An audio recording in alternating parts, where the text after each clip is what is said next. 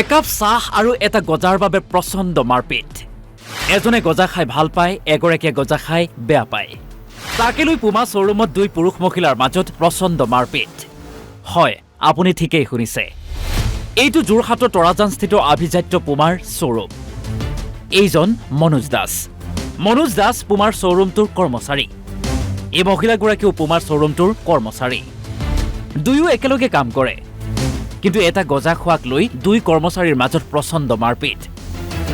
শুনক কি কয় মনোজ দাসে তাহৰ গজাটো লৈ কথা কথা তেওঁ খাব মনে তেওঁ খাব নালাগে মই খাব মনে মই খাইছোঁ তেওঁ খোৱাৰ কাৰণে মোক বেয়াকৈ গালি পাৰিছে কেলৈ খাব আপুনি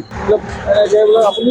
আপুনি বোলে যি আনে তাকে খাই কাৰণে বোলে মানুহজনে চাহৰ মানুহজনে হেৰি পায় মই ক'লোঁ যে তুমি যেতিয়া খাবলৈ মনে তুমি নাখালে মোৰ তেতিয়া সেইটো কথা হ'লে তেওঁ মানে বেলেগ ধৰণৰ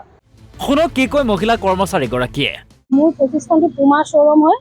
তাত মানে মই আৰু মোৰ এমপ্লয়াৰ এজন আছে মানে তাৰ লগত সৰু এটা কথাত মানে মোৰ লগত কাজিয়া অকণমান হ'ল তেখেতে তাত ওপৰ জুপুৰি মোক ইয়াত মাৰিলে চুলি দোকানতে ছিঙি পৰি আছে এইটো নখত এইটো তেজ ওলাই আছে নখটো ভাঙি গৈছে তেখেতে মোক বহুত বেয়াকৈ পিটিলে মানে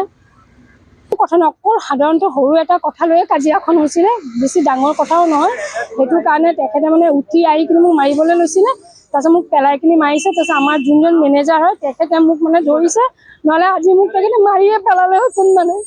নামটো কি হয় তেখেতৰ নামটো মনোজ দাস ঘৰ ক'ত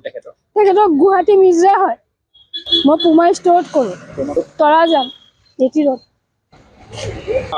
দাদা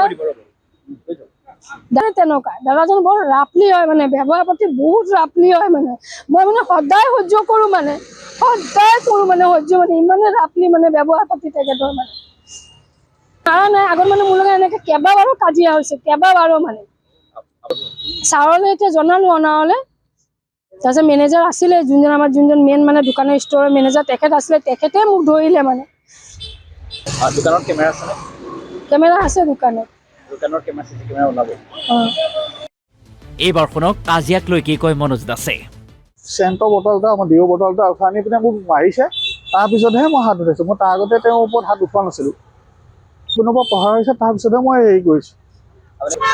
প্ৰথমতে তেওঁ মোক মাৰিছে তাৰপিছতহে মই হেৰি কৰিছোঁ মানে সেইটো কৰিব নালাগিছিলে কিন্তু মোৰ মই সেইটো আজি বুলিয়ে নহয় তেওঁ মোক সদায় মানে হেৰি কৰি থাকে সৰু কথাত আপুনি কাম নাজানে বেলেগৰ আগত হেৰি কৰি দিয়ে ধৰক মোৰ পাৰিবাৰিক কথা কিছুমান মই ক'বলৈ অভিযোগ প্ৰতি অভিযোগৰ মাজতে মনোজ দাসৰ বিৰুদ্ধে যোৰহাট থানাত এজাহাৰ দাখিল কৰে আৰক্ষীৰ তদন্ততহে জানিব পৰা যাব আচলতে দোষী কোন কিন্তু এটা গজাক কেন্দ্ৰ কৰি কৰা কাজিয়াৰ সৃষ্টি হোৱাক লৈ যোৰহাটত হৈছে ব্যাপক প্ৰতিক্ৰিয়া যোৰহাটৰ পৰা ঋতুৰাজ বৰা NB নিউজ